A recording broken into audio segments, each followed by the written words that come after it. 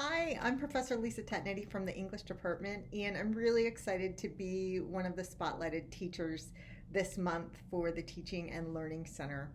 So, the cornerstone of my pedagogy is community engagement, forming a lively classroom community and also creating opportunities to extend those conversations to university and local and state levels.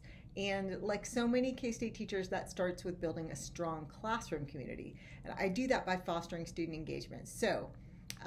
I would say there's two parts to that. One is really carefully scaffolded assignments, and two is student assignment choice. So while everybody does a paper, because this is English after all, they then have a choice based on their interests and professional development. So they could do photo essays, or during our first COVID semester, plague diaries, and we'll link these below so you can check some of those out.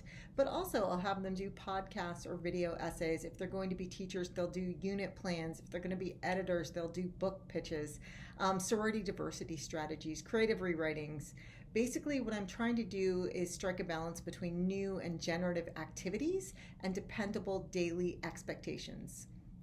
So if you're walking into my class, you know that every day is going to start with a review, and that's usually going to be fun. So we're going to do paper, scissors, rocks, or maybe we will go up to the board or on the whiteboard if we're on Zoom, collaboratively create a massive timeline of the things we've been studying.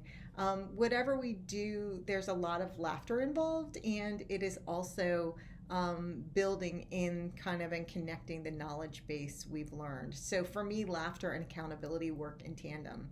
And the last thing I think I'd say is that I'm really passionate about bringing students to a better understanding of our complicated world, and especially the ways in which indigenous literatures and histories work within that. So we almost always start with something about the Kaw Nation because we stand on Kaw land.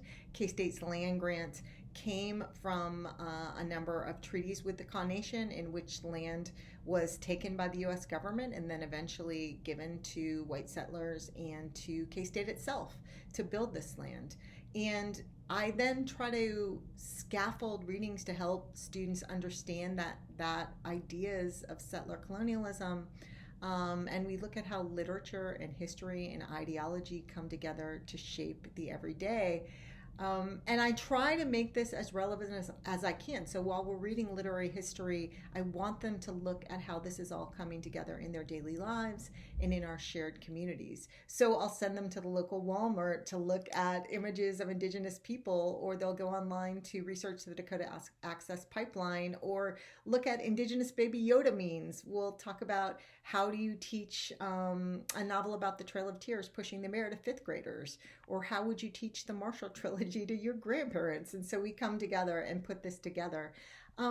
Together then we pick at the seams of historical documents and contemporary literature to look at the way critical reading strategies can reveal the significance of language and the beauty and power of literature. So in all my classes, my goal is to foster passionate intellectual engagement, connect students to each other and their world as we explore the ways that literature can help us understand and be better citizens of that world in which we live.